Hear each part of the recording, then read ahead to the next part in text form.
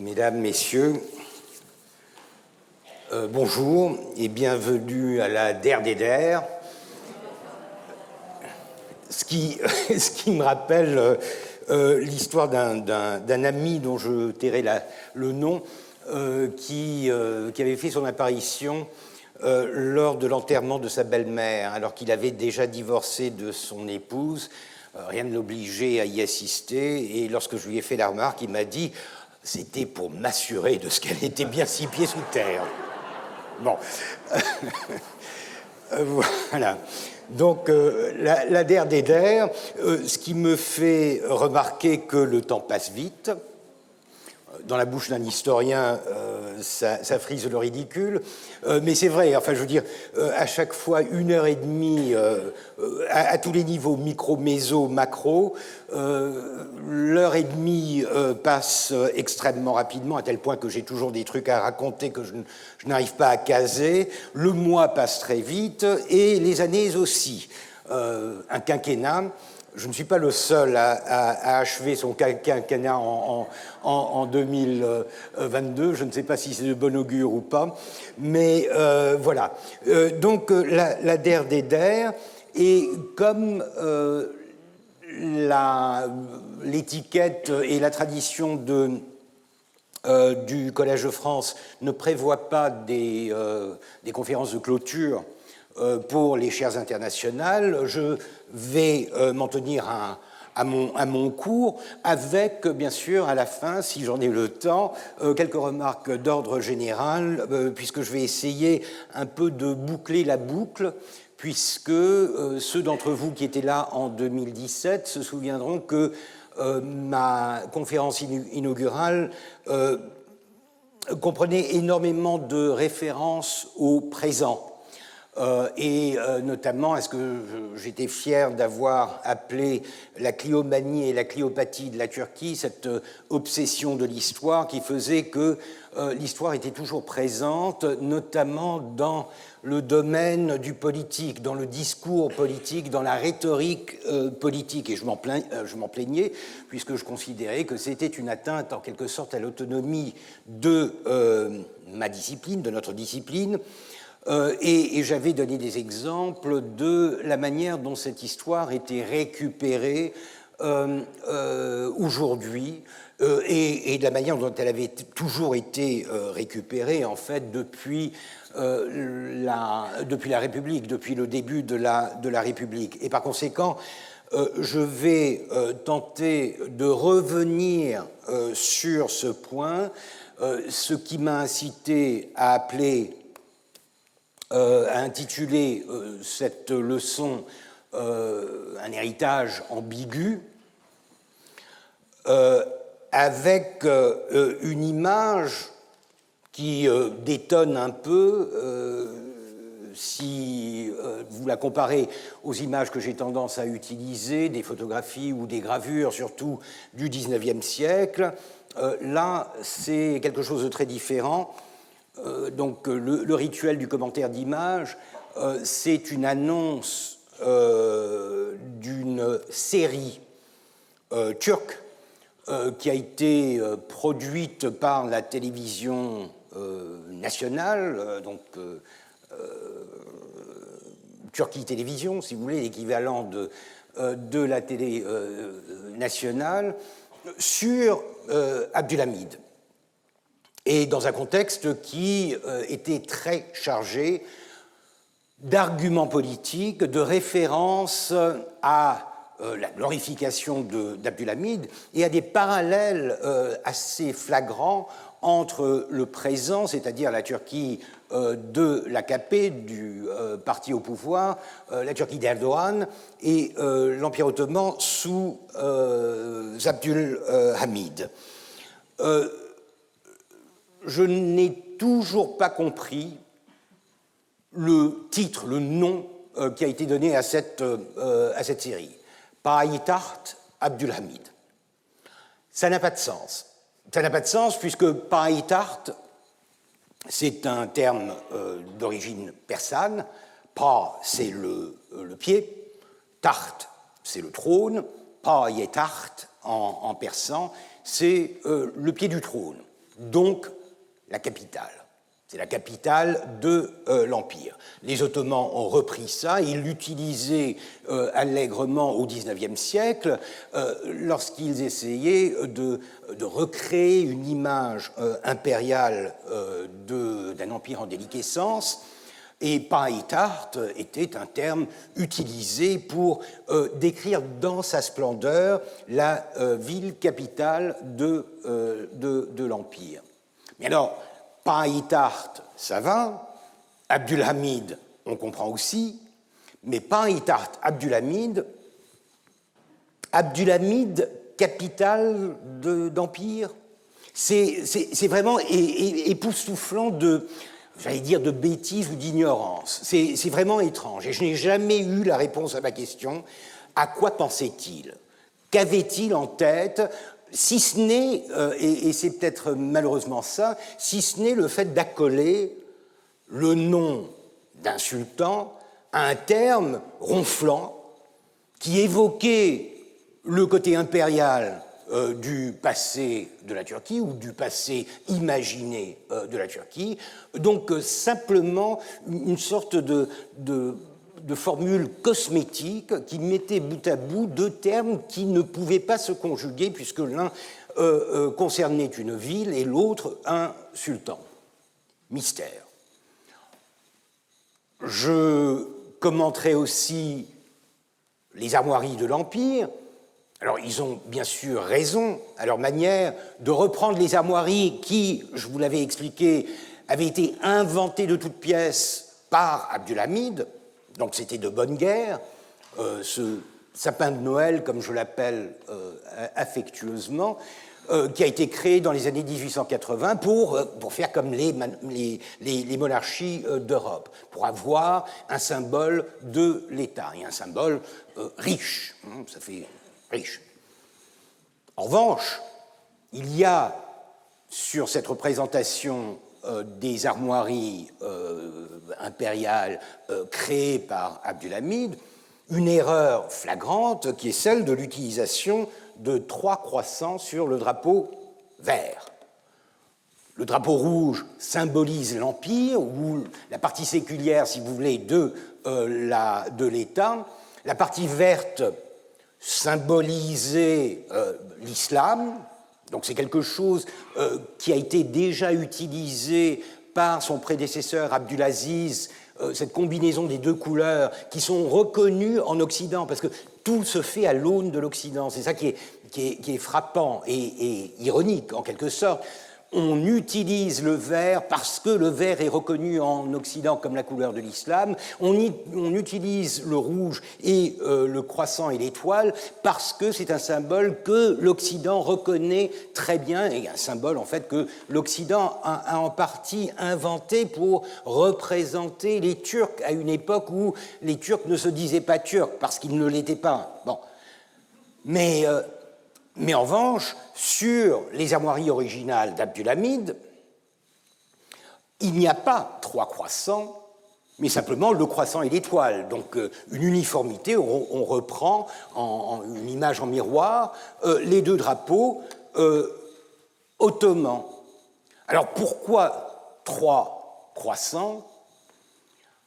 C'est pas compliqué quand on connaît la politique turque.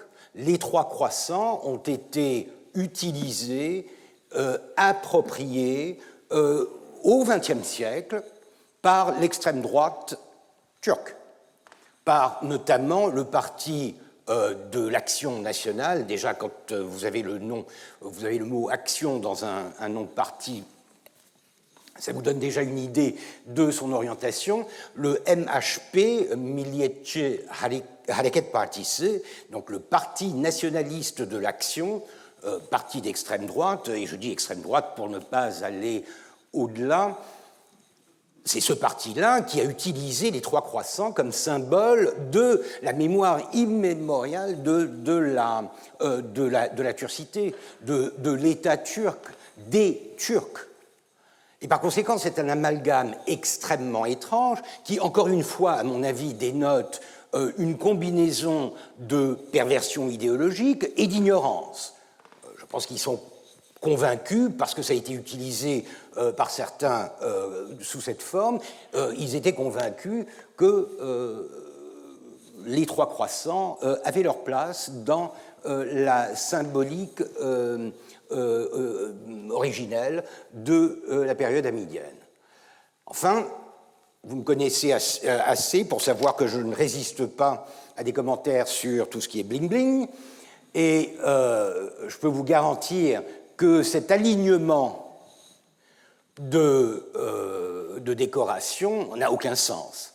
Il n'a aucun sens d'abord parce que ce qui est représenté, c'est le Mejidi, l'ordre d'Abdul-Mejid, qu'Abdul-Hamid n'a jamais utilisé. Il s'est toujours décoré de l'ordre Osmani créé par Abdulaziz. Parce que, justement, Abdulaziz, c'est un peu le frère musulman d'Abdul-Mejid. Abdul-Mejid imitait, en gros, la Légion d'honneur. Abdulaziz s'est créé un ordre qui arborait les deux couleurs, le vert et le rouge, et qui, par conséquent, avait une saveur d'Orient et d'Islam. Et Abdul-Hamid, qui était très sobre dans son accoutrement, en général se contentait du pendentif simplement de l'ordre Osmani autour du cou, puisque, encore une fois, lorsque vous accrochez ce pendentif à votre veste, ça dénote une décoration de 3e ou de 4e rang. Donc ils sont complètement à côté de la plaque.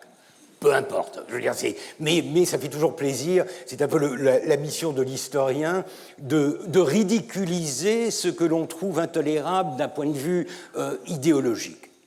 Et enfin, comment ne pas remarquer que l'acteur choisi pour personnifier Abdul-Hamid était, enfin, chacun ses goûts, mais enfin, très flatteur. Quand on connaît le visage d'Abdul-Hamid, il faut dire que là, on lui avait fait une fleur. Donc c'est un peu cet héritage ambigu, la manière dont Abdul-Hamid a été récupéré, et pas tout d'un coup avec l'AKP, mais déjà avant. J'essaierai de terminer donc sur ce rebondissement, sur cette pirouette idéologique, pour essayer, comme je vous le disais, de boucler la boucle d'un cours qui avait débuté avec des remarques sur l'actualité de la politique et la destinée de l'histoire en Turquie aujourd'hui.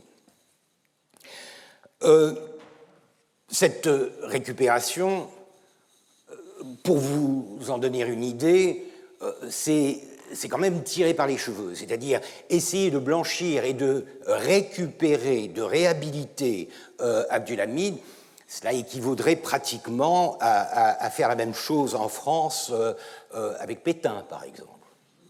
Impensable, impensable. Bon, voilà.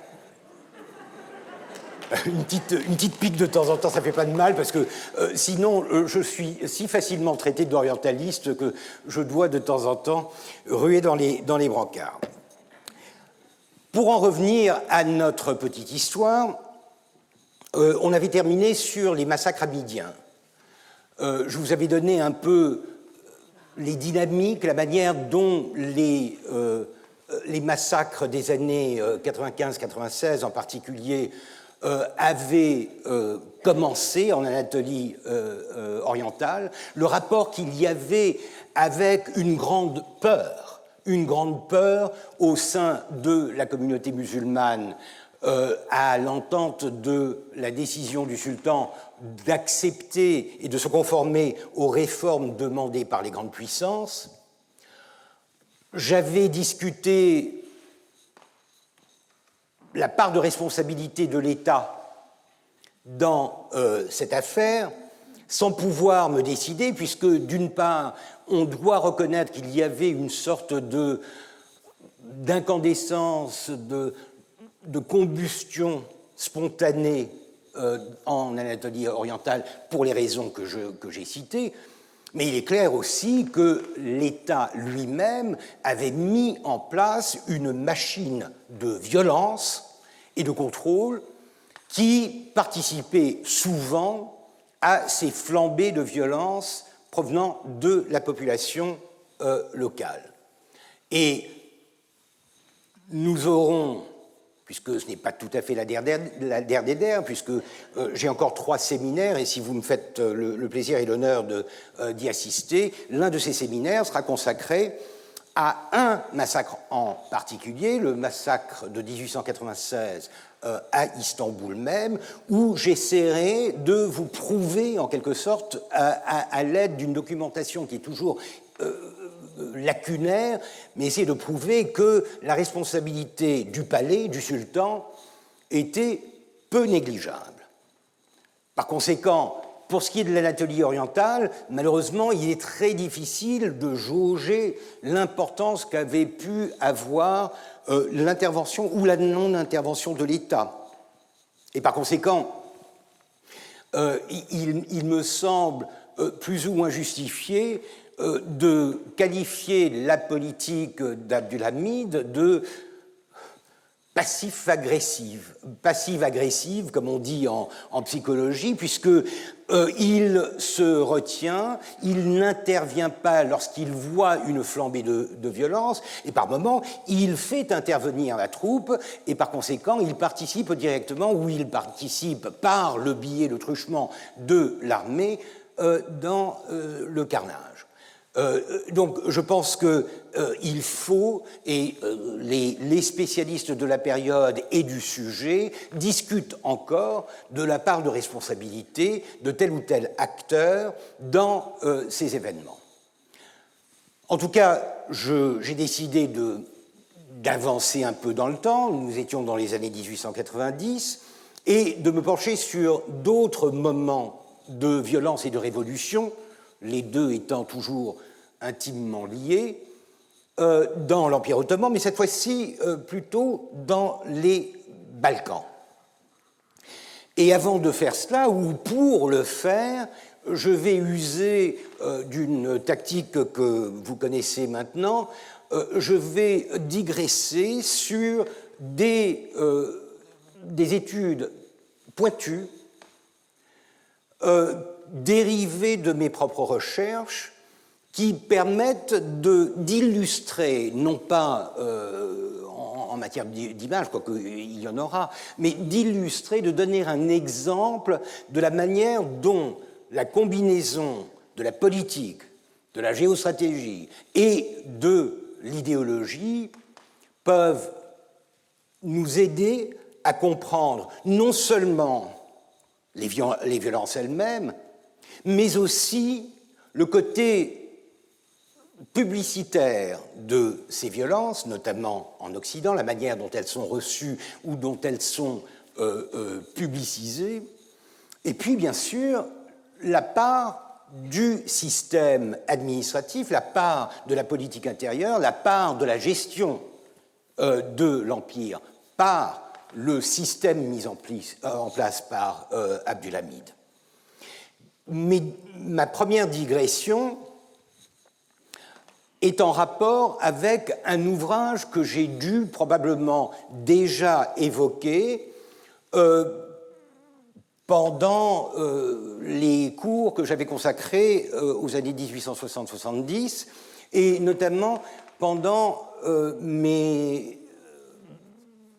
mon traitement du rôle joué par un de mes sujets de recherche préférés, Osman Hamdi Bey, le peintre, l'archéologue, etc., vous vous en souviendrez, dans la construction d'une identité, ou du moins d'une image plurielle de l'Empire ottoman, ce qu'on appelle l'ottomanisme.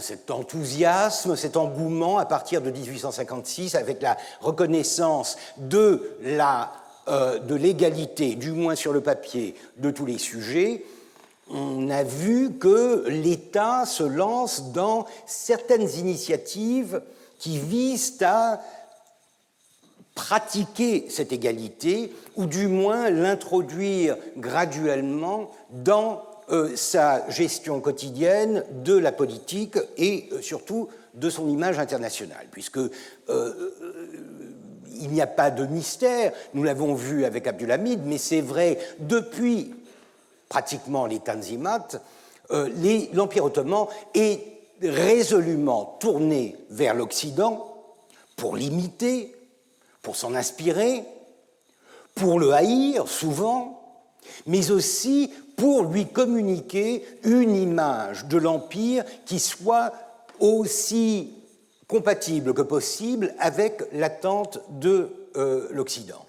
Et cette image, elle est extrêmement complexe parce qu'elle va dans tous les sens. Elle va aussi bien dans le sens de la modernité que l'on veut imposer au pays et que l'on veut montrer au public occidental, donc tout ce qui est modernité, transformation dans le sens de l'occidentalisation, mais aussi parfois et souvent dans la veine de l'orientalisme, c'est-à-dire en s'orientalisant pour, encore une fois, faire plaisir au public et à l'opinion publique en Occident.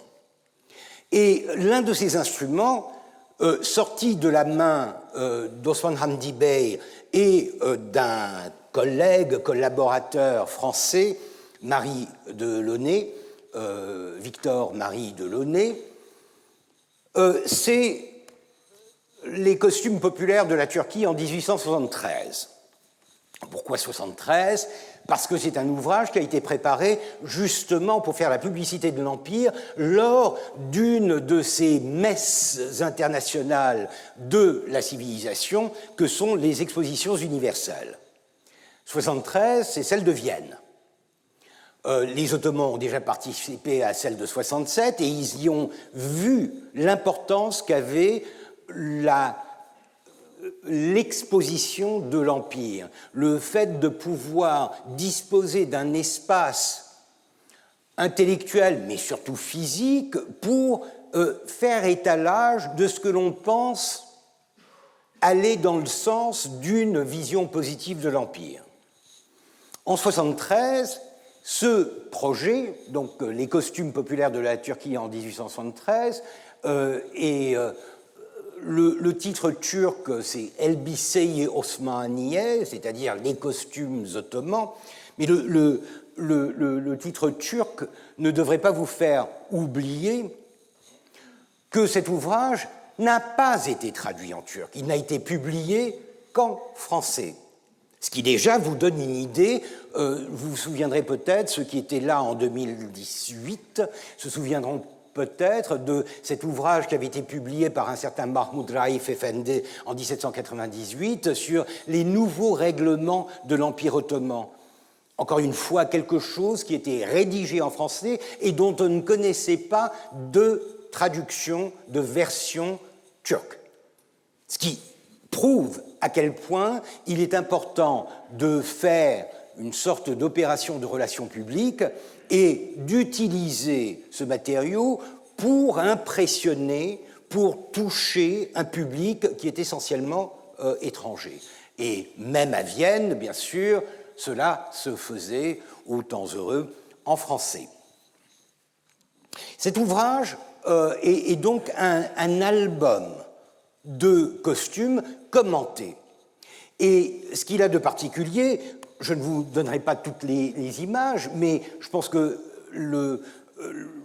la version en timbre-poste des 74 images, même si la résolution n'est pas excellente, vous donnera une idée de quoi il s'agit. Ce sont des photographies prises en studio par un des grands studios de Constantinople de l'époque, Sebah, Pascal Sebah, et ce sont des photographies, en général de deux, trois individus, revêtant un costume folklorique, un costume national, un costume régional.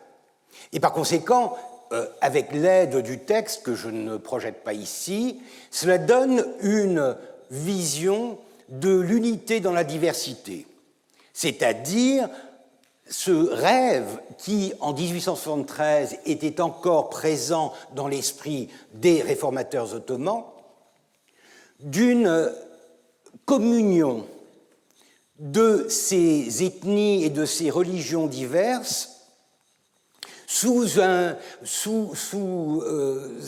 une même identité nationale mais impériale. C'est un peu l'enjeu de la modernité dans l'Empire ottoman. Comment, tout en conservant un empire pluriethnique, pluriconfessionnel, comment se mettre à jour, comment se mettre à la sauce de l'idéologie qui domine et qui légitime l'existence des États à cette époque-là, la nation, le nationalisme.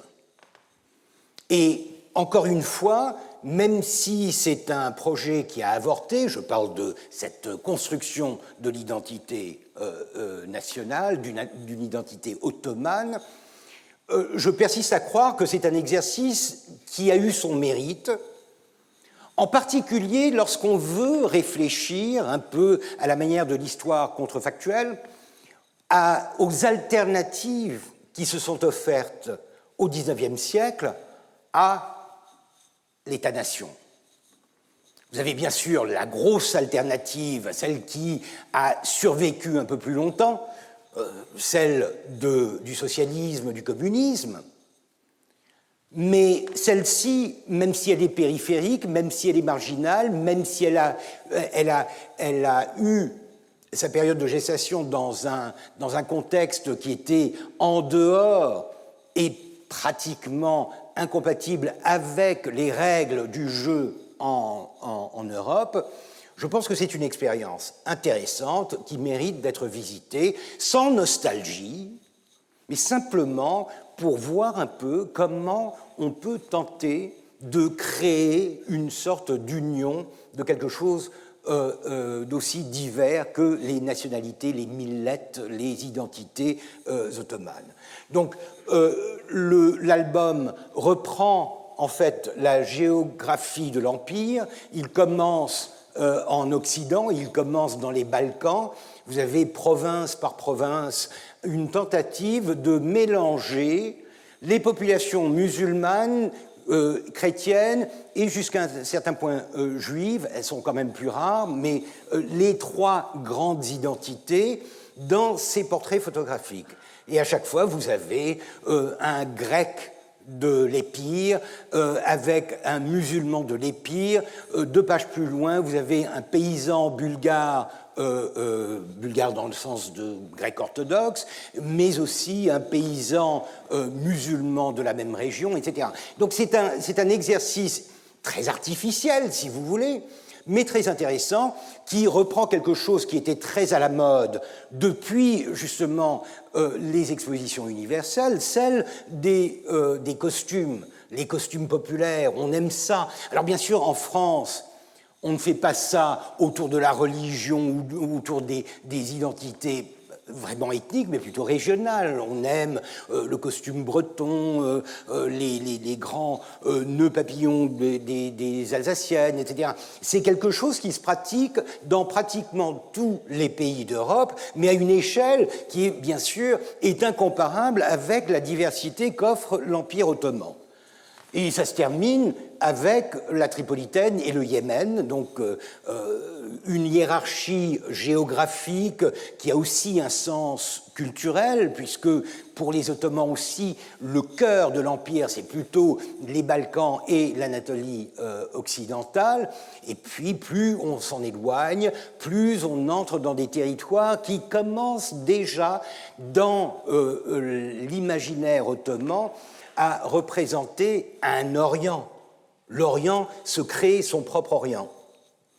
Et cet ouvrage est, il faut le dire tout de suite, est un flop. C'est un flop puisque l'imprimeur et le photographe chargé du projet n'arrivent pas à produire le nombre requis pour l'exposition de Vienne. On arrive tout juste à en envoyer une demi-douzaine ou peut-être une douzaine. Et ça aussi, c'est un problème historiographique extrêmement important de mon point de vue, puisque j'ai toujours défendu la notion de l'inutilité de se concentrer sur un objet sans lui donner un contexte réel, un ancrage dans la pratique. Et pour un ouvrage, par exemple, une question de réception, de diffusion, de réception et de perception. Et le problème, c'est que la plupart des historiens se sont lancés dans une étude de cet album sans vraiment se soucier de savoir s'il avait ou non circulé. C'est un peu la métaphore de l'arbre qui tombe au milieu de la forêt et que personne n'entend tomber. Qu'en faites-vous ? Que faites-vous d'un ouvrage qui n'est pas lu ? Même si son contenu est très intéressant, comment traiter ce contenu, comment lui donner un véritable contexte plutôt que d'imaginer quelque chose qui se lit au fil des pages, mais qui n'a pas vraiment d'impact si vous n'arrivez pas à le placer dans les mains des lecteurs. Et c'est un problème qui est très courant en histoire ottomane, puisque la plupart des informations que nous avons sur les produits, entre guillemets, culturels, est une information en surface. Nous connaissons l'objet, mais nous n'en connaissons pas l'impact parce que c'est peu documenté, ou alors parce que les gens ne s'en soucient pas vraiment. Or, le plus important, c'est de suivre un produit culturel dans toute sa carrière, à partir de la conception, de la production, jusqu'à la réception ou le refus, parfois. Et ça, c'est important. Et c'est un peu dans cette optique que je me suis penché sur les archives ottomanes pour essayer de voir si j'avais des documents concernant cet album et sa diffusion.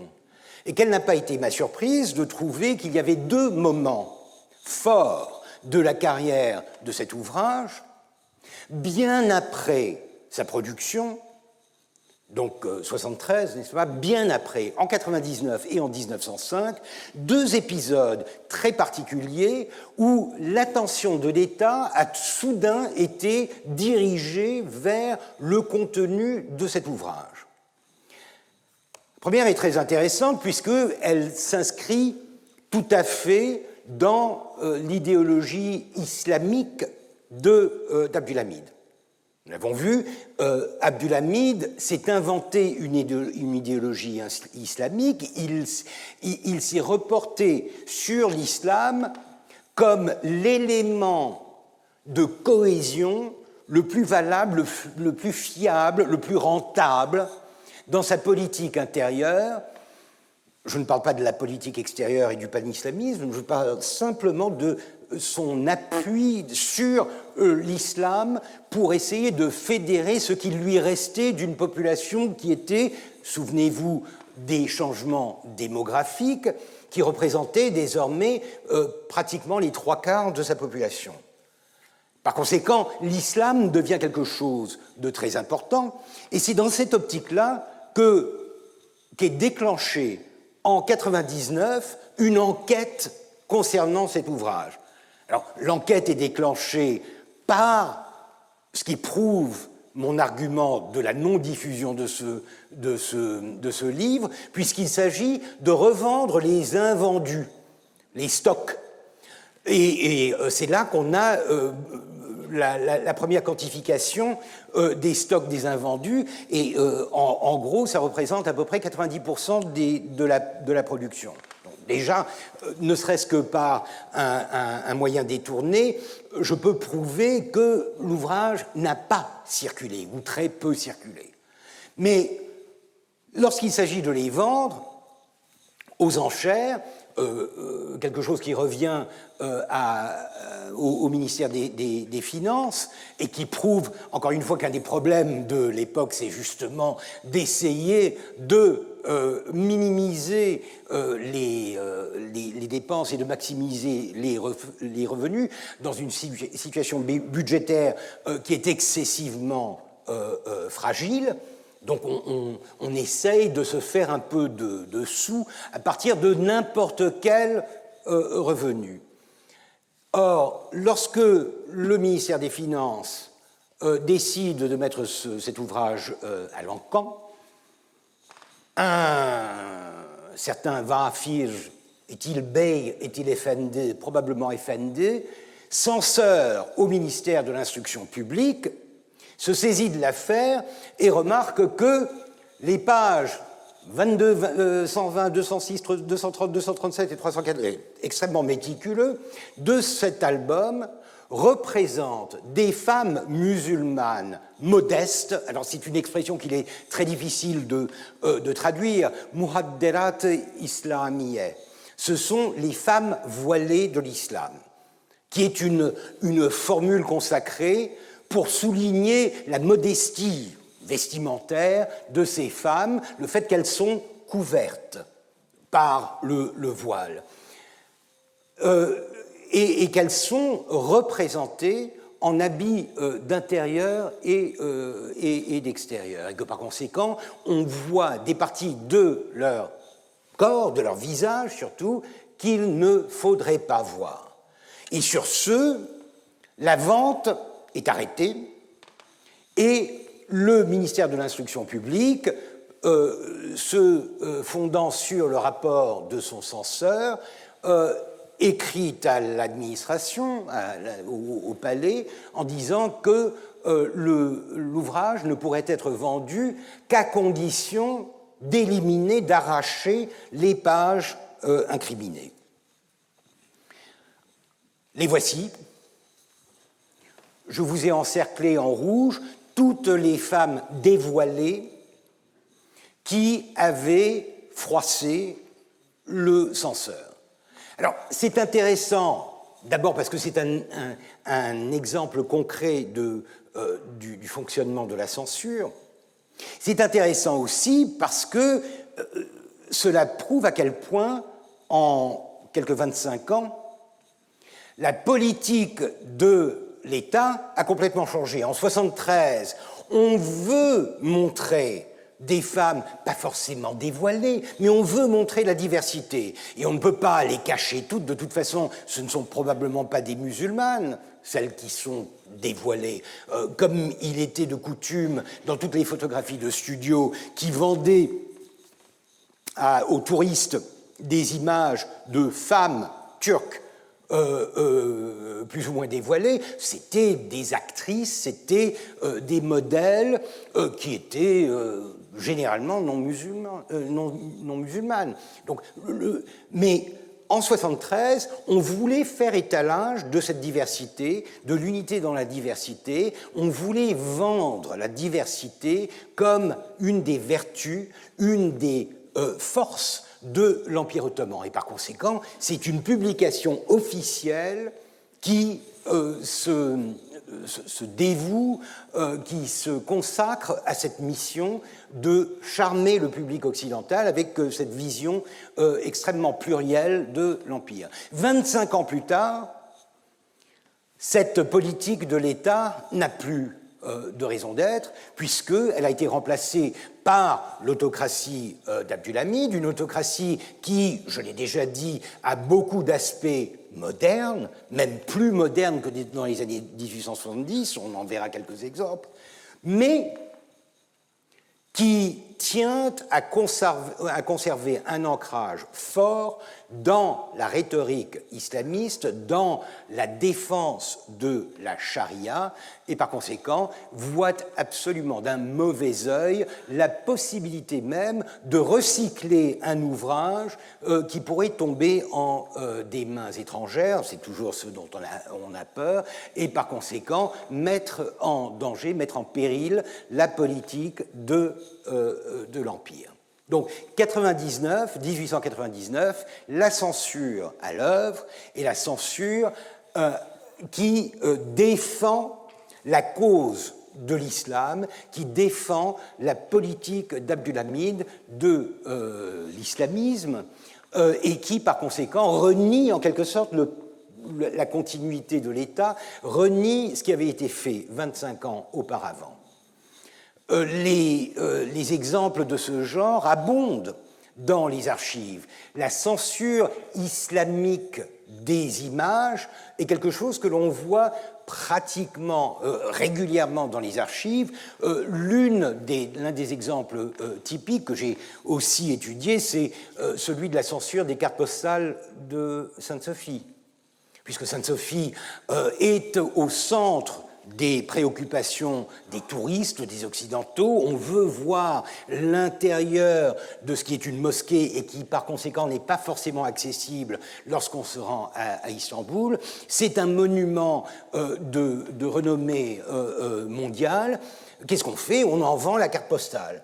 Et il n'y a jamais eu la moindre interdiction à ce que l'intérieur de Sainte-Sophie fût photographié. Mais à un moment, à peu près à la même époque, un sous-préfet de je ne sais quel patelin en Grèce du Nord écrit au palais, dans un excès de zèle, en disant nous avons constaté que beaucoup de cartes postales circulaient, puisque la carte postale, c'est quand même quelque chose, c'est un élément très moderne et un élément de diffusion extrêmement important. Beaucoup de cartes postales qui circulent, et sur ces cartes postales, on voit l'intérieur de Sainte-Sophie, et à l'intérieur de Sainte-Sophie, on voit ces grands disques de bois calligraphiés où sont inscrits le nom de Dieu, le nom du prophète, le nom des califes, etc. Or, dit le sous-préfet zélé, ces cartes postales finissent généralement à la poubelle. Constatation, il est tout à fait conscient de ce qu'est une carte postale, bien sûr, et dans son excès, et ça c'est quelque chose de typique des régimes autoritaires, vous avez les plus royalistes que le roi qui vont trouver la petite bête et qui vont essayer de prouver leur dévotion, leur loyauté en allant chercher un élément qui va actionner la gâchette de la peur et de la réaction au sein de l'administration, et effectivement, il a gain de cause et la carte postale est interdite. Donc voici le premier moment de cet ouvrage. Un deuxième est encore plus fascinant parce que beaucoup plus opaque et beaucoup plus indirect. C'est en 1905. C'est un autre censeur, cette fois-ci un censeur au service de l'administration des contributions indirectes. Chaque administration a son censeur. Et ce Kemalettin Bey ou Efendi écrit dans son rapport qu'il y a quelque chose de choquant dans ces images. Alors ce ne sont plus les femmes. Les femmes, on voit bien que 5-6 ans plus tard, l'incrimination de 1899 est bien présente dans les esprits. Donc il dit « Non content de représenter parmi les costumes de toutes les nations et tribus musulmanes et chrétiennes des domaines impériaux les tenues d'intérieur et d'extérieur des femmes modestes musulmanes », reprenant encore une fois cette formule de Mourad Delat et Islamieh, cet album représente aussi la population musulmane des provinces impériales de Roumélie armée de la tête aux pieds. Tandis que les Bulgares et les chrétiens y sont dépeints sans armes. Il paraît par conséquent inopportun en ce moment d'autoriser l'expédition de cet ouvrage en Europe. Encore une fois, parce qu'on essayait de le vendre à l'encan. Et là, Kemalettin Bey ou Efendi, encore plus tordu que ses collègues, a trouvé un argument qui repose sur justement cette crainte de la mauvaise publicité que reçoit l'Empire en matière de violences perpétrées contre les populations chrétiennes. Depuis 1820, on a déjà vu des exemples de cette tentative d'enrayer la mauvaise publicité faite en Occident en créant des images de la victimisation, par exemple, des femmes musulmanes lors de la guerre de 77-78. Vous vous souviendrez de ces images qui avaient été recomposées. Là, c'est un autre travers de la même question. On veut éviter de donner aux Occidentaux les moyens de leur politique, c'est-à-dire des indices qui pourraient être exploités pour défendre l'idée de la violence innée des musulmans et de l'oppression dans laquelle vivent les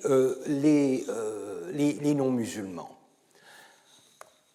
Les photos incriminées sont moins nombreuses.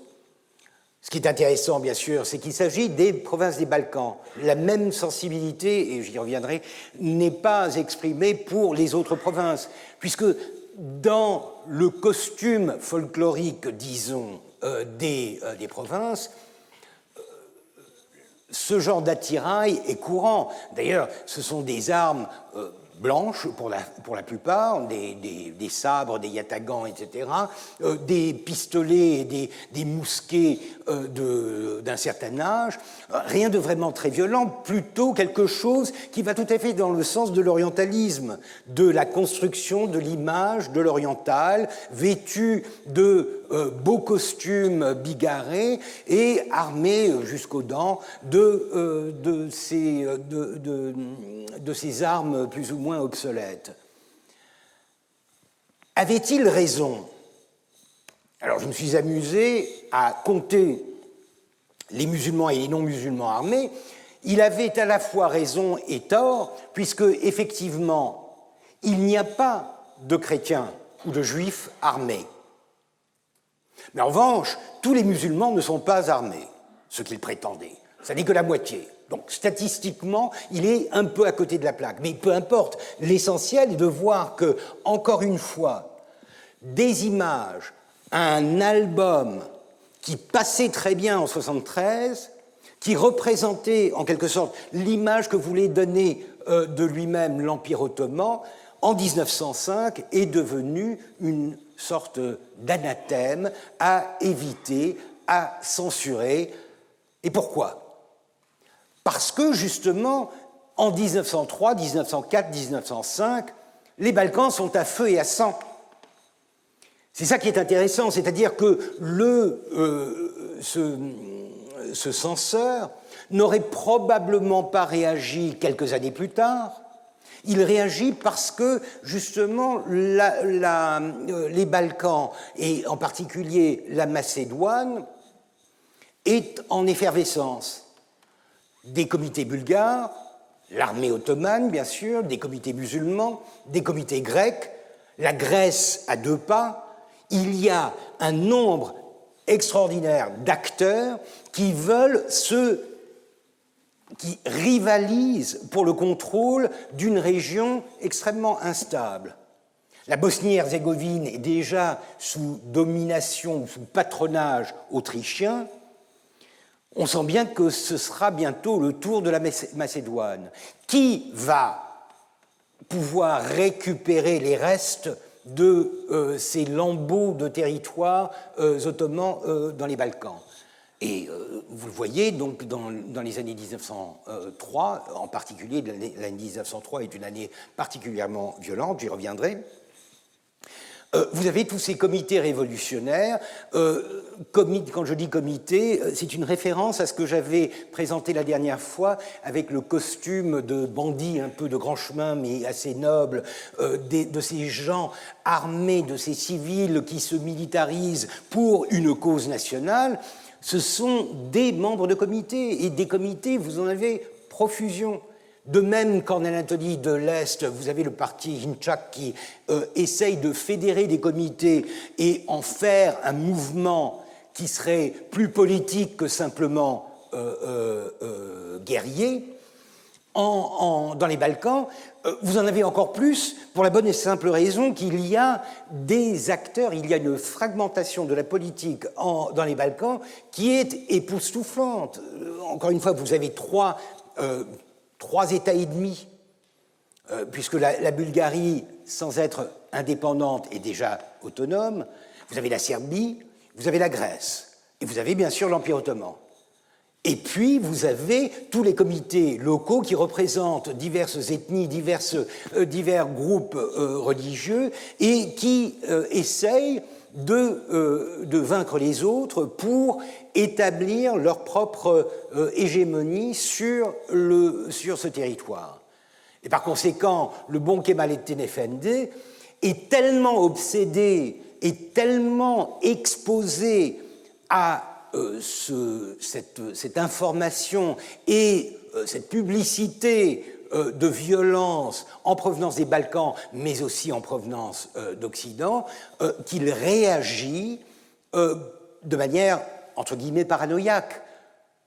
Il va essayer de freiner ce qu'il considère être un danger, de dévoiler en quelque sorte un élément de la violence dans cette région qui irait à l'encontre des intérêts de l'Empire.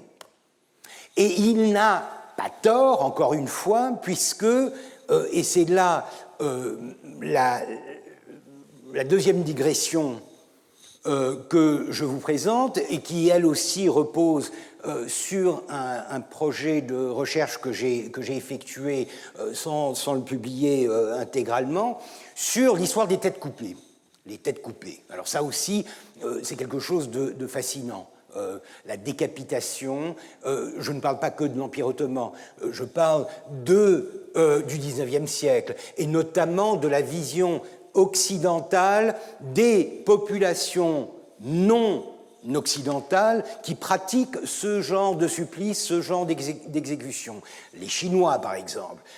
J'ai, entre autres passions, la passion de la carte postale, puisque je la considère un reflet, un témoignage de l'époque, et en plus un reflet dont on arrive à tracer un peu la circulation, la diffusion, la réception, puisqu'on peut les compter, puisqu'on peut suivre leur parcours, et surtout on peut lire sur ces cartes postales le texte qui les accompagne, qui est souvent tout à fait anodin. On sent bien que les gens piochent dans un stock de cartes postales au gré du hasard, et ensuite envoient ça à leur famille, etc. Mais souvent, il y a des commentaires qui sont beaucoup moins anodins et qui ont un rapport direct avec l'image.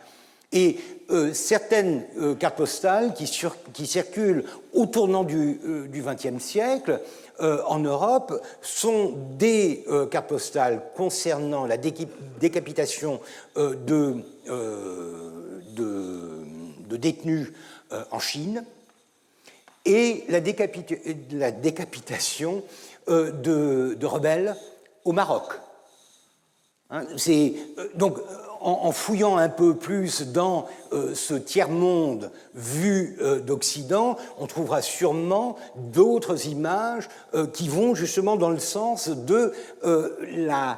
d'une forme de pornographie violente, une pornographie de violence et de racisme, puisqu'il y a souvent un sous-texte qui est extrêmement péjoratif à l'encontre des gens qui pratiquent ce genre de supplice, la guillotine étant bien sûr différente. Encore une fois, il faut toujours se souvenir quand même de... Bon. Et on n'expose pas la tête, enfin bon, peu importe. Et l'Empire ottoman, en 1903, est soumis à une crise des têtes coupées. Pourquoi ? Parce que la Vie illustrée, encore un de ces hebdomadaires français, fortement illustrés, affiche en couverture l'image de 6 gendarmes de l'armée ottomane posant fièrement autour de 3 têtes de bandits ou de révolutionnaires, on ne sait jamais exactement. Ici, le texte dit... attendez... groupe de soldats turcs posant chez le photographe avec les têtes de leurs victimes. Donc on ne sait pas exactement de quoi il s'agit. Et à l'intérieur, vous avez d'autres images d'atrocités commises, voire même d'autres images de têtes coupées. On se rend compte qu'il y a tout un registre et tout un stock de photographies qui dépeignent à peu près la même chose. Leurs victimes torturées, etc.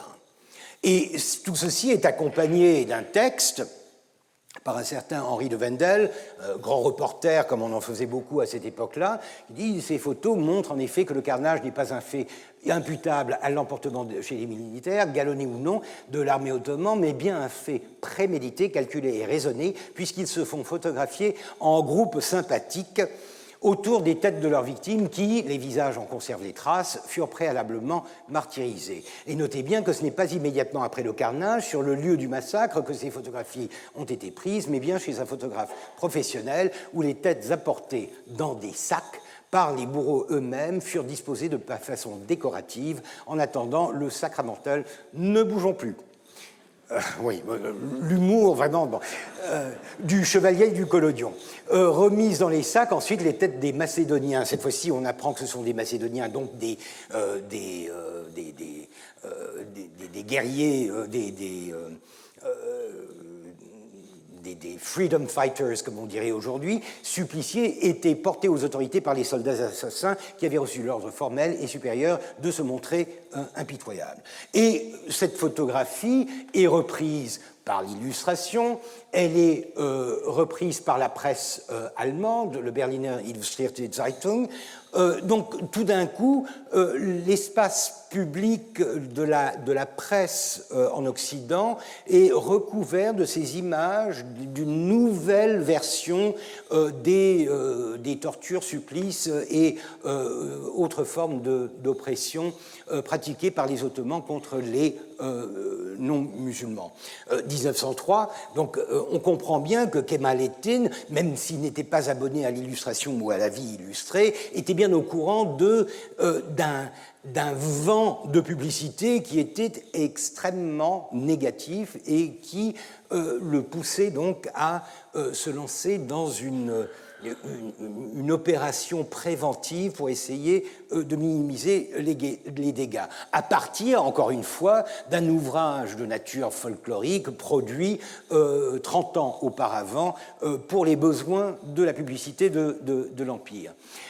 Les Ottomans sont alertés par cette publicité. Il y a toujours, c'est ce qui rend extrêmement intéressant les dossiers concernant la censure pendant la période hamidienne. Ils sont en général très fournis et par conséquent, quand vous les mettez bout à bout avec les publications incriminées, cela vous donne une vision très intéressante de la manière dont l'administration réagit, à quoi elle réagit, parfois des broutilles, dans ce cas c'est plus que des broutilles, et une enquête est lancée et la préfecture de Shkodër en Albanie déclare qu'il n'existe pas de Bulgares établis dans la province et aucune photographie n'a été trouvée de tête coupée. Donc ils essayent de voir s'il y a du vrai derrière tout cela et ils finissent par trouver que ce sont en fait des photos des années 90-91 de bandits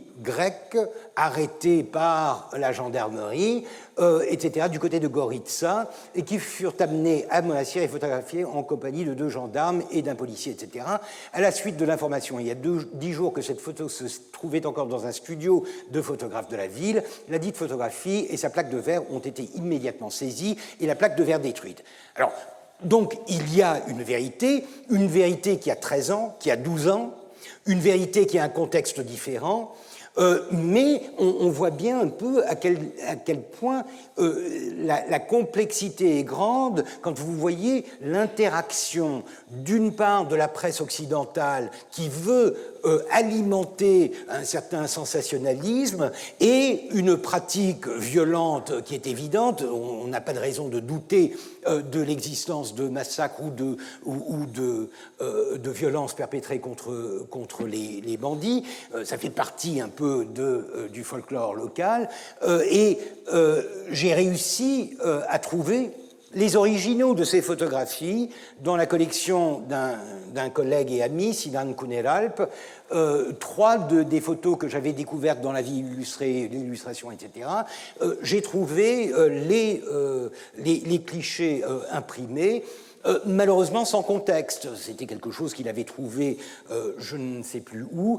Par conséquent, on ne sait pas exactement, mais cela prouve à quel point il y avait un petit commerce. D'ailleurs, une arrestation a lieu à Thessalonique, à Salonique, dans le magasin du citoyen allemand M. Bader, horloger vendant aussi des photographies. 350 photographies ont été trouvées représentant 2 têtes coupées et une personne vivante, appartenant tous au comité macédonien. Là, c'est un règlement de compte interne, si vous voulez. Ce sont les Macédoniens qui s'entretuent, et c'est pourquoi il y a un côté anthropologique, ethnographique extrêmement intéressant, et c'est pourquoi je vous rappelle encore une fois l'excellent ouvrage de İpek Yosmaoğlu, dont je vous avais donné le titre exact, Blood Ties, lien de sang, qui est une analyse de la violence des Balkans, dans les Balkans, et en particulier en Macédoine, en ce début de XXe siècle. Donc une carte postale, et c'est pourquoi je compare cela à une forme de pornographie, puisqu'il y a une commercialisation de ce sensationnalisme par le biais de revendeurs, photographes, horlogers, etc. Et 1903, je vous le disais, est une année sanglante, non seulement par les têtes coupées, ou du moins les histoires de têtes coupées, mais aussi par des attentats à la bombe, un attentat majeur qui fait exploser la succursale de la Banque ottomane à Salonique. Encore une fois, comme en 1896, le comité nationaliste d'Ashnak des Arméniens s'en était pris à la Banque ottomane parce que la Banque ottomane représentait les intérêts occidentaux et que par conséquent elle avait plus de chances d'attirer l'attention des grandes puissances et par conséquent espérait-il, de promouvoir des réformes en Anatolie. Là aussi, les comités révolutionnaires de Macédoine et de Bulgarie s'en prennent à la Banque ottomane, qui explose en 1903. Vous avez ensuite un procès en cour martiale, etc. Donc vraiment, il y a énormément d'effervescence, de violence, et pourtant le régime tient bien. C'est quand même, après la crise de 1896, Abdulhamid a réussi plus ou moins à équilibrer les intérêts occidentaux et il arrive à naviguer plus ou moins cette mer semée d'écueils qu'est la politique internationale en cette fin d'empire.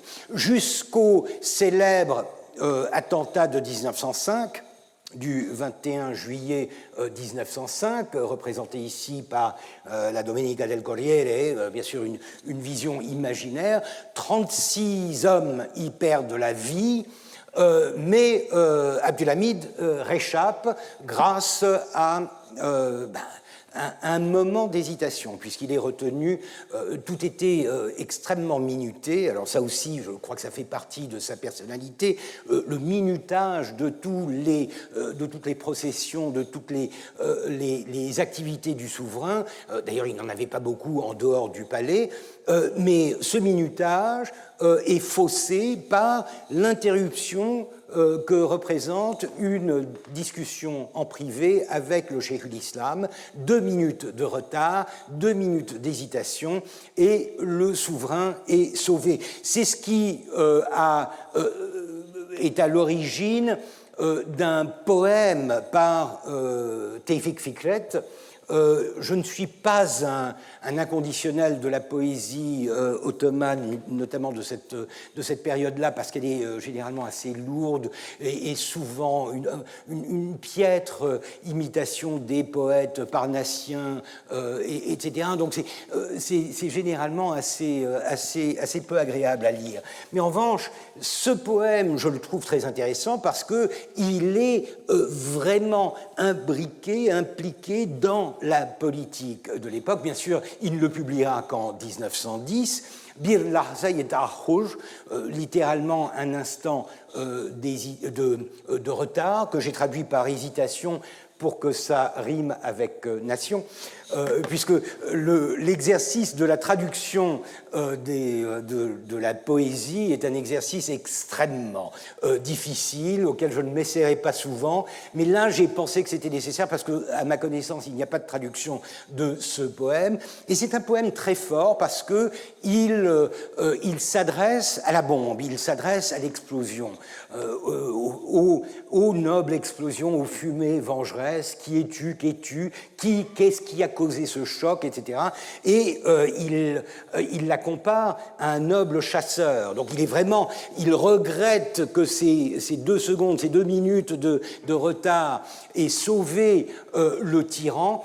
Ô noble chasseur, tu n'as pas tendu ton piège en vain, tu as tiré, mais hélas, tu as raté. Et il termine par un distique qui est quand même très fort. Le lâche dénie est le terme qu'il utilise, lâche, quelqu'un d'abject, de bas. Le lâche qui continue encore d'opprimer une nation doit se plaisir à un moment d'hésitation. C'est la conclusion de ce poème, très très fort, mais encore une fois, on ne sait même pas s'il l'a vraiment, il prétend l'avoir écrit non pas au lendemain de l'attentat, mais en 1906, une année après, ou alors est-ce qu'il l'aurait écrit en 1910, vraiment, ou 1909, une fois que la Révolution avait condamné Abdulhamid et qu'il était bien sûr non seulement plus facile, mais même désirable de prouver ses allégeances avec la Révolution. Peu importe, c'est quand même un de ces textes que je trouve extrêmement originaux et extrêmement forts, malgré la tendance générale de la littérature et de la poésie ottomane à cette époque-là d'imiter sans grand succès des styles occidentaux. La Révolution, elle couve, et la Révolution, elle couve, je vous l'avais dit, à Paris, à Genève, à Lausanne, à Londres, mais surtout à Paris, où en 1902 se réunit une conférence, un congrès des libéraux ottomans, réunissant des personnages que l'on voit avoir des relations plutôt, des attaches, des allégeances plutôt islamistes, avec les grands révolutionnaires de l'époque, les intellectuels tels Ahmed Reza, etc. Deux princes, Lutfullah et Sabahattin, pas vraiment des princes, puisqu'ils sont fils de princesses, qui fait d'eux des Beyzaradeh, mais enfin peu importe le côté technique de la chose, ce sont deux exilés de la famille impériale qui se sont retrouvés en Occident et qui essayent de profiter de cet enthousiasme révolutionnaire pour essayer de se caser dans l'après-Hamid. Nous sommes encore en 1902, mais 6 ans plus tard, effectivement, la révolution explose. Alors cette révolution, vous le savez, elle est portée par des courants et des forces extrêmement divers. Il y a le courant civil, intellectuel des jeunes Turcs, celui que l'on voit attablé en 1902 à Paris, mais il y a aussi la grogne des casernes, il y a l'élément militaire. Et vous savez que les deux premiers héros de cette révolution, du moins de la révolution sur le terrain, seront deux officiers de l'armée, Enver, futur pacha, à cette époque-là encore bey, Niazi bey, lui aussi, et ce sont des gens qui vont marquer vraiment la révolution de cet élément qui, à mon avis, est très important et qui détermine un peu le futur de la politique dans la région et dans l'Empire ottoman et en Turquie, celui d'une base militaire et par conséquent potentiellement militariste. Enver, il faut savoir, quand vous pensez que le dictateur d'Albanie s'appelait Enver Hoxha, quand vous savez que le président baroblique dictateur d'Égypte s'appelait Anwar al-Saadat. Anwar, Enver, ce sont tous des enfants de cette révolution, c'est-à-dire que le nom d'Enver était donné à des enfants nés après 1908 pour célébrer, commémorer le prestige, la prestance, la présence de ces héros révolutionnaires qui étaient des gens comme Enver et Niazi. La révolution, alors les images de l'époque sont très intéressantes puisque c'est la première fois qu'on voit vraiment Abdulhamid dans sa calèche. L'homme qui n'était jamais photographié soudain fait son apparition.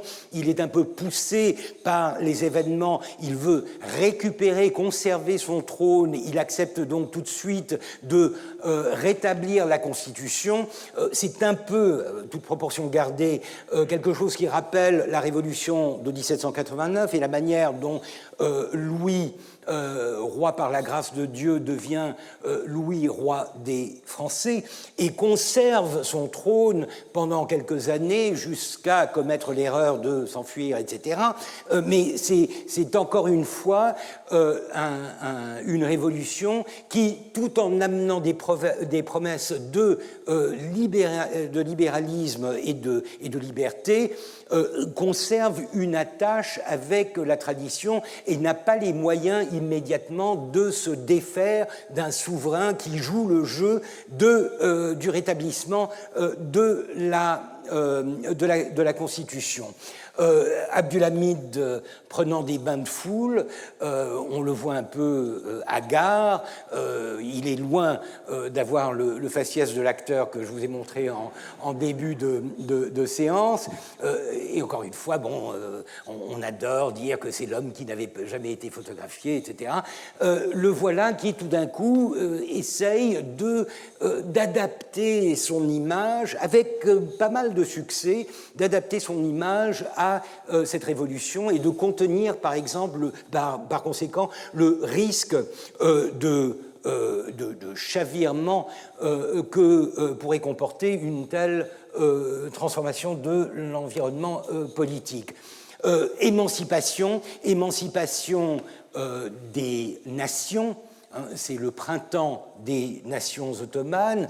On voit partout des représentations de Turcs, Grecs, Arméniens et Juifs marchant bras dessous le long des artères principales des grandes villes. Les femmes, surtout, sont tout d'un coup, puisque depuis les années 90, il y avait de timides tentatives de promouvoir une sorte d'émancipation de la femme, toujours dans le cadre de l'islam, vraiment très timide en essayant de justifier d'une part la polygamie, mais de donner aux femmes plus de liberté, enfin quelque chose d'extrêmement complexe qu'on ne pourrait pas appeler du féminisme, mais qui dénote la nécessité de traiter la condition féminine comme faisant partie des libertés que le nouveau régime est en train de promettre à la population. Et là, cette scène d'un orateur écouté à Salonique, si je ne me trompe, oui, le théâtre de la Tour Blanche, c'est sur la corniche de Salonique, avec ce mélange des dames occidentalisées, chapeautées, etc., et des femmes voilées, toutes se mêlant pour écouter les promesses et les encouragements d'un nouveau régime. Et ce régime se veut pluriel. Vive la Constitution, liberté, égalité, fraternité. La référence à la grande révolution Ihtilal et Kebir, comme on l'appelait en turc, la révolution française, et tout cela est décliné en 5 langues. Vous avez le ladino ici en caractères hébreux, vous avez le turc ici, vous avez le grec et vous avez l'arménien. Mais vous avez quand même une sorte de prédominance de la bannière ottomane, tout cela se fait sous le parapluie de la nation ottomane, et surtout avec une présence militaire qui est quand même très, très évidente, très forte. Et bien sûr, Abdulhamid, toujours sur le trône, encadré des symboles de ses armoiries, promettant donc une monarchie constitutionnelle qui lui permettrait de survivre ce choc politique. Des images fort intéressantes, des images d'Épinal, ici de la plume ou du pinceau d'un certain Sotirios Christidis, un grec, un roum, un grec de l'Empire ottoman, où vraiment vous lisez très facilement le symbolisme, qui est quand même assez grossier, disons, de la nation, Enver et Niazi en train de rompre les chaînes de la nation ottomane. On reprend un peu ce qui était le symbole de l'oppression de la Grèce du temps du philhellénisme, avec des références à Kemal, Namık Kemal, Fouad, Deli Fouad Pacha, Mithat, bien sûr, Mithat Pacha, et Sabaheddin, le prince en exil. Tout cela, bien sûr, très grécisé, très hellénisé, puisque on parle de Zitoto Syntagma, vive la Constitution, en français aussi, et on parle, ici on voit à peine, mais anagenesis que je n'écorche pas trop, tis Othomanikis Autokratoria, le renouveau, la renaissance de l'Empire ottoman. Ce qui est intéressant, c'est que 4 ans plus tard, lors des guerres balkaniques, Sotirios Christidis, l'artiste de cette affiche, deviendra un des grands artistes illustrant l'épopée grecque contre l'Empire ottoman. Encore une fois, un rappel que nous vivons à cette époque-là dans un environnement qui combine à la fois ce que j'appelle un cosmopolitisme levantin, c'est-à-dire que tout le monde a les mêmes références qui sont souvent très françaises pour ce qui est de la langue, de la culture, des auteurs, etc. Il y a, ou du moins en 1908, on voit apparaître une sorte d'engouement pour le rêve d'une nation ottomane réunie qui est extrêmement alléchant pour les populations non musulmanes, puisque le problème de certaines populations, certaines communautés non musulmanes, c'est que même si elles sont attirées par le rêve du nationalisme et de la sécession, l'Empire ottoman reste leur territoire. Istanbul est la ville des Grecs, ils en représentent au bas mot 30% de la population. La langue la plus couramment parlée dans la rue est le grec. Par conséquent, ils ne veulent pas rompre avec cette tradition pour aller s'exiler dans une petite bourgade de province, ce que les Grecs eux-mêmes utilisent pour décrire Athènes à cette époque-là. Et c'est vrai aussi des grandes fortunes, les grands banquiers, les Zographos, les Aréphis, etc., n'ont aucune intention de s'exiler dans un pays qui est encore en voie de développement, alors qu'ils ont une emprise sur un marché qui est extrêmement riche et qui, par conséquent, a tous les mérites et tous les attraits pour le développement de leurs affaires. Donc, en 1908, on voit bien qu'il y a un véritable espoir de voir la nation ottomane vivre, revivre, survivre. Liberté, égalité, fraternité, mais vous verrez qu'il y a presque toujours un quatrième terme qui s'y rajoute, et ce n'est pas choucroute, c'est justice. Justice, pourquoi? Parce que pour les Ottomans musulmans en particulier, le terme de justice, la référence à adalet, est quelque chose qui est extrêmement précieux et qui permet de contrebalancer, d'équilibrer la terreur que représente la référence à l'égalité. Encore une fois, je vous ai constamment rappelé à quel point la notion d'égalité et son application aux communautés non musulmanes est quelque chose dont que les musulmans abhorrent et qu'ils veulent à tout prix éviter. Ils n'ont contre cela qu'un recours, c'est celui de la justice, puisque Adalet, justice, équité, est une vertu, si l'on veut, qui peut s'appliquer dans une situation d'inégalité, dans une société hiérarchisée. À partir du moment où vous traitez bien, où vous tolérez, comme on le dit encore aujourd'hui en Turquie, où vous montrez de la tolérance envers ceux que vous jugez être inférieurs à vous, vous êtes dans une situation d'équité. D'autant plus si l'autre partie, celle qui est tolérée, accepte les termes de ce contrat social. Par conséquent, on verra toujours, pratiquement toujours, apparaître la justice en complément des trois termes représentant se référant à la Révolution française. C'est une révolution qui est vraiment populaire, du moins dans les grands centres urbains. On vend des cocardes, on vend des portraits du nouveau grand vizir. Il y a un foisonnement d'activités. Les femmes sont dans les rues. Tous les commentaires que l'on voit de cette époque sont extrêmement positifs, disons, et décrivent une situation d'enthousiasme, d'engouement, voire même d'ivresse, après 30 ans de la chape de plomb pendant 30 ans et la découverte d'un nouvel avenir.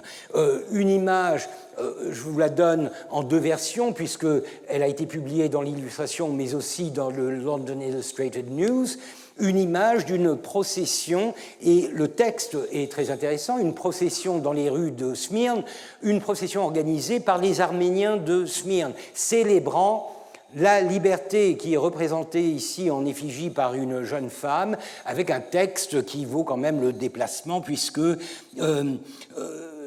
un long cortège en tête duquel marchaient les prisonniers arméniens tout récemment libérés.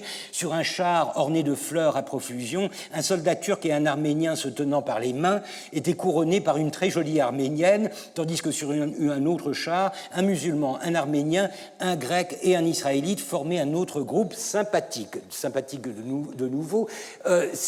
Tout le monde il est bon, tout le monde il est gentil, c'est cette excitation de la Révolution qui se termine en 1909 avec une contre-révolution qui a été, selon certains, fomentée par Abdulhamid, mais qui se termine par son abdication. Il est Abdulhamid fatigué, n'est-ce pas, descendant de sa calèche, et là représenté après sa destitution le 27 avril 1909 à la suite de troubles dans la capitale qui rappellent un peu les problèmes de 1876, puisque, encore une fois, la Constitution et la Révolution sont très mal accueillis par certains segments de la population, notamment par la population musulmane un peu fondamentaliste. Les softas, encore une fois, ceux que l'on avait vus dans les rues en 1876, ressortent et demandent la charia,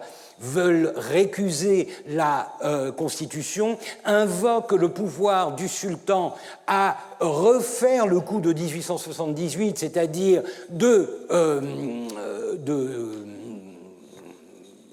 d'abroger la Constitution et de rétablir la charia comme seule règle acceptable dans l'Empire pour rétablir encore une fois cette suprématie de l'élément musulman qui était en danger, qui était mis en danger par la Révolution.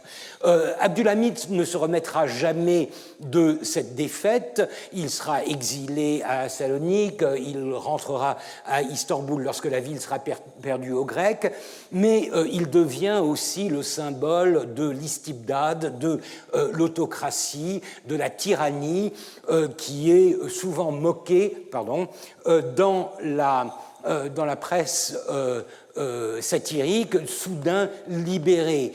Il n'y avait pratiquement aucune liberté d'expression dans la presse sous son règne. Avec 1908, c'est un déferlement de presse libérée, et notamment de presse satirique. Et là, on le voit en conversation avec le choléra qui sévissait notamment en 1910, et le choléra se lamente en disant qu'il n'arrive pas à causer autant de morts que toi, dit-il à Abdulhamid. Et Abdulhamid lui apprend comment faire. Un petit bilan. Qu'est-ce que le bilan de ce règne? Encore une fois, une modernité extrêmement développée, beaucoup d'avancement du côté matériel des choses. La presse sultanienne de l'époque, d'ailleurs, se fait toujours le témoin des avancées, du progrès, des exploits ferroviaires et autres du règne, qui se font en général sous la tutelle du capitalisme et de l'impérialisme occidental, avec très peu de bénéfices pour la population en général, mais on commence à voir des gares, n'est-ce pas, qui ressemblent en gros à des gares de province en France, des tunnels, etc. Et bien sûr, l'éducation. L'éducation, et d'ailleurs c'est là qu'est l'ironie un peu du règne d'Abdulhamid, puisqu'il a tellement contribué au développement de l'éducation qu'il a en quelque sorte miné son propre pouvoir en créant une nouvelle génération qui pouvait revendiquer ses libertés au nom de choses qu'elle avait apprises, non pas la liberté vraiment, mais cette nouvelle vision avec une éducation moderne. C'est pourquoi j'appelle toujours cette autocratie une sorte de troisième république, sans la république, c'est-à-dire un énorme effort pour l'intégration de ce qui reste de l'Empire au sein de la politique hamidienne. Des écoles de filles, par exemple ici à Janina dans l'Épire, ici au Yémen, si je ne me trompe, oui, au Yémen.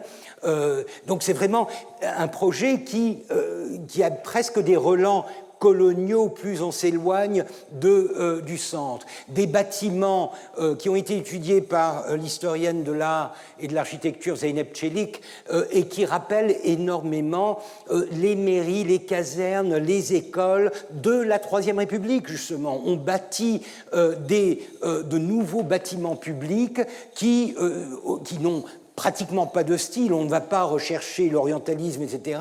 C'est vraiment une architecture extrêmement pratique et qui vise à offrir aux nouveaux, à l'État modernisé les moyens de sa politique. Donc, de ce côté-là, il n'y a aucun doute, le bilan est, disons, positif, avec, bien sûr, quelques bémols. Le problème, c'est plutôt l'idéologie. Et là aussi, il y a modernité, puisque le simple fait que Abdulhamid ait développé des éléments d'idéologie qui, se combinant avec son désir de gouverner et non seulement de régner, ont mis en place un système autocratique, répressif, oppressif, extrêmement efficace.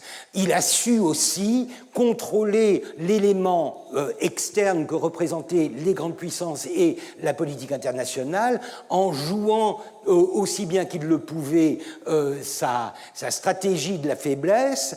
Et par conséquent, il a modernisé l'État, même si cette modernisation n'allait pas dans le sens des libertés et de la démocratisation du système. Au contraire, il a en quelque sorte modernisé le sultanat pour en faire une autocratie que l'on peut comparer avec certains régimes occidentaux ou alors avec l'autocratie des tsars de Russie à peu près à la même époque. Donc il se défait de certaines formes traditionnelles du pouvoir, mais s'investit dans une forme d'autocratie, d'autoritarisme, de totalitarisme qui est extrêmement moderne et qui se conjugue avec des formes de violence, des formes de restriction et d'oppression qui, elles aussi, sont extrêmement modernes. Et par conséquent, il est un peu le père fondateur de l'islam politique. Il est un peu le père fondateur de l'islam, même si sa politique panislamiste a été extrêmement douce, extrêmement timide. Il a même participé, en fait, à la répression des musulmans en Chine, etc. Et il n'a jamais joué vraiment la carte de l'islam contre les grandes puissances, mais il l'a quand même utilisé assez souvent comme une sorte d'arme dissuasive pour créer, ainsi que le dit Jamil Hayden, l'idée d'un monde musulman. L'idée d'un monde musulman qui va au-delà de simplement une identité religieuse, mais une identité politique avec des intellectuels tels Jamal ad-Din al-Afghani, tels Abdou, des intellectuels qui commencent à formuler une idée de la puissance islamique, de la présence islamique en des termes extrêmement modernes qui auront leur impact sur le XXe siècle, sur certains mouvements de libération post-coloniaux et bien sûr sur la Turquie kémaliste, mais surtout post-kémaliste. Et c'est pourquoi je vous donne ce passage de l'ouvrage d'un... oui, j'ai gâché mon effet là. De Necip Fazıl Kısakürek, un ouvrage des années 60, piètre ouvrage. Necip Fazıl Kısakürek n'est pas un historien, c'est un idéologue, c'est un littérateur, mais un idéologue, dont l'objectif principal est de rétablir, de réhabiliter et de présenter Abdülhamid comme le héros ignoré d'une renaissance ottomane, avec des commentaires de ce genre qui vont dans le sens justement de le vanter et de le comparer aux grands noms de l'histoire ottomane en disant que eux, c'était facile, ils avaient déjà un empire en croissance, lui, il a dû défendre, victimisation, il a dû défendre un empire en perdition contre et envers tous, et envers et contre tous, et par conséquent, il mérite encore plus notre admiration. Évidemment, l'objectif pour Necip Fazıl Kısakürek est de proposer une alternative à l'idéologie dominante en Turquie à cette époque-là, le kémalisme. Si le kémalisme a Kemal, Atatürk, il faudra que l'islamisme ait une figure de proue, un héros, quelqu'un que l'on puisse comparer, que l'on puisse mettre dans la balance et que l'on puisse comparer à Mustafa Kemal Atatürk. Et Abdülhamid, qui est pratiquement à 40 ans près son contemporain, qui a évolué dans le même environnement politique et géopolitique, était un héros rêvé, puisqu'il permettait de redorer le blason à l'Empire, de dénigrer la République et le kémalisme en proposant cette réhabilitation du héros si peu et si mal connu, qui avait été victime de toutes les manigances de l'Occident et des laïcs au sein de la Turquie. Alors, évidemment, j'en viens, et je dépasserai de quelques minutes le temps qui m'est... c'est la dernière, donc bon, vous me pardonnerez, quelques minutes de dépassement. Erdogan est bien sûr le dernier bénéficiaire de cette lignée politique et idéologique. Et c'est intéressant, si je vous donne cette image, c'est la couverture de The Economist juste après les événements de Gezi, et c'est une couverture qui est extrêmement problématique. Bon, elle est amusante, si vous voulez, et le parallèle avec Selim III, etc. Mais elle est très mal choisie. D'abord parce qu'elle pue l'orientalisme, c'est-à-dire que accuser un homme politique autoritaire en Turquie d'être insultant, c'est vraiment extrêmement facile. C'est extrêmement facile et ça va pêcher dans une sorte de brassage extrêmement large de tous les clichés de l'orientalisme, puisque Selim III, à la fin du XVIIIe siècle, vraiment, est-ce que c'est le meilleur exemple que l'on pourrait trouver pour critiquer Erdogan, quand on sait que Erdogan tient beaucoup plus d'Atatürk que de Selim III.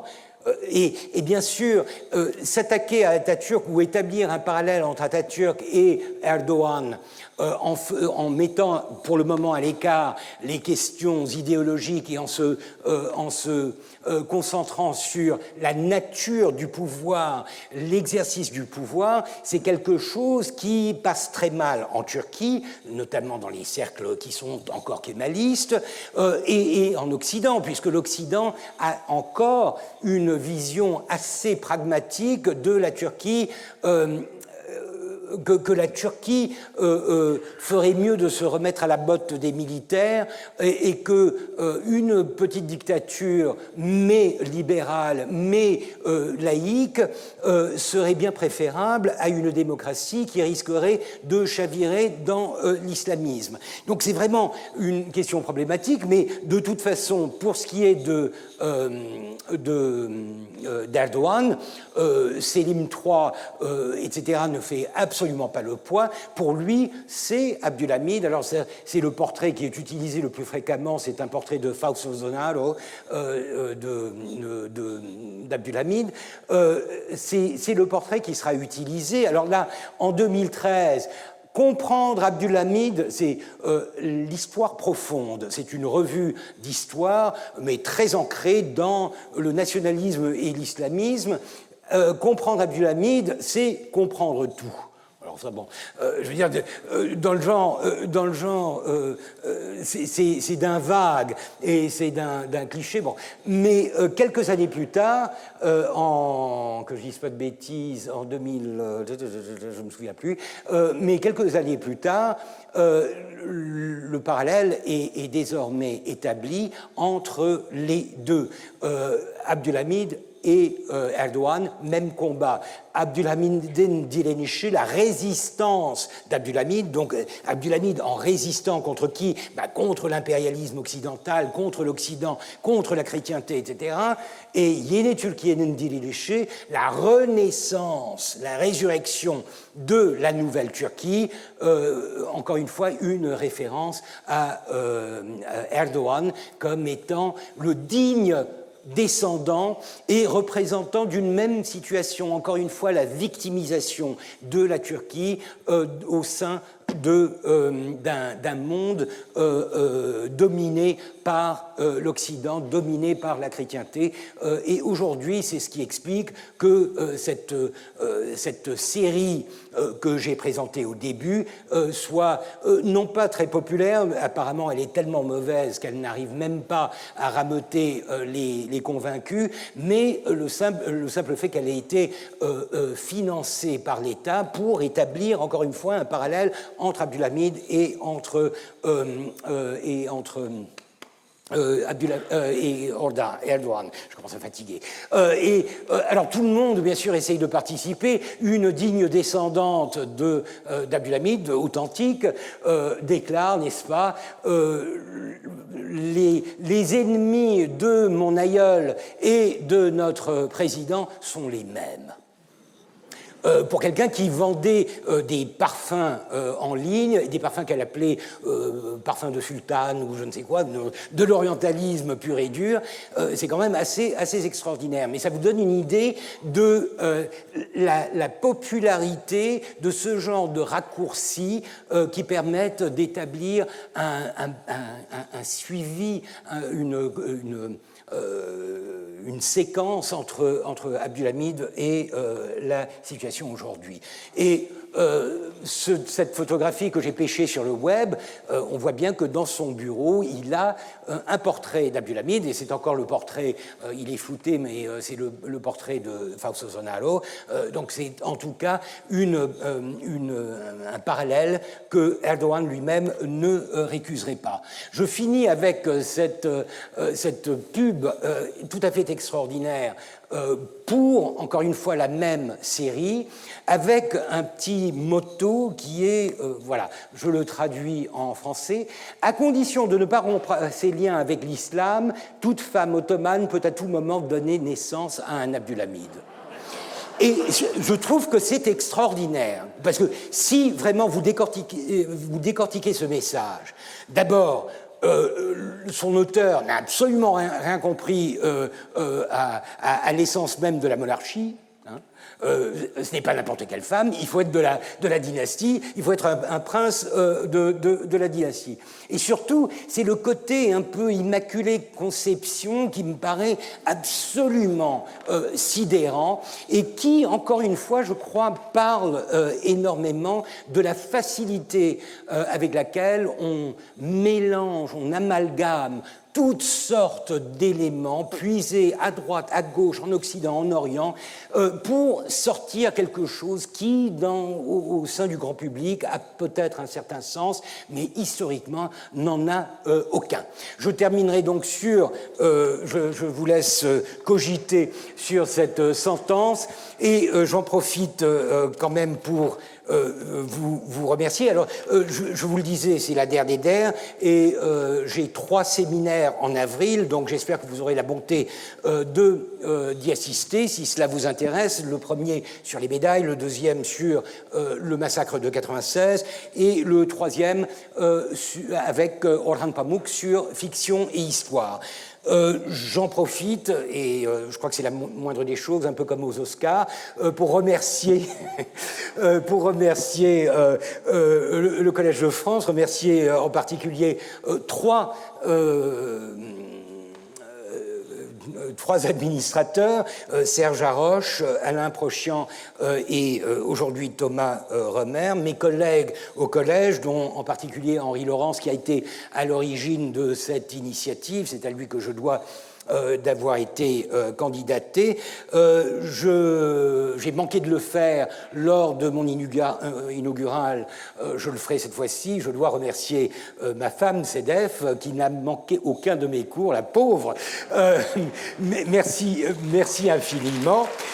Et bien sûr, vous remercier, vous, pour votre fidélité, votre assiduité. Ça a été pour moi une expérience, et je le dis sans méchanceté, extrêmement amusante, et pour moi c'est une bonne chose. C'est quelque chose de très vivifiant, c'est très différent de s'adresser à un public aussi divers et dont je dois imaginer qu'il vient uniquement parce qu'il a envie de venir, ce qui n'est pas le cas des publics auxquels je suis accoutumé à l'université. Et par conséquent, c'est vraiment avec beaucoup de reconnaissance que je vous salue bien bas et que je vous donne quand même rendez-vous en avril, 8, 11 et 15 avril, si vous avez le temps et l'occasion de venir suivre mes séminaires. Voilà, merci beaucoup.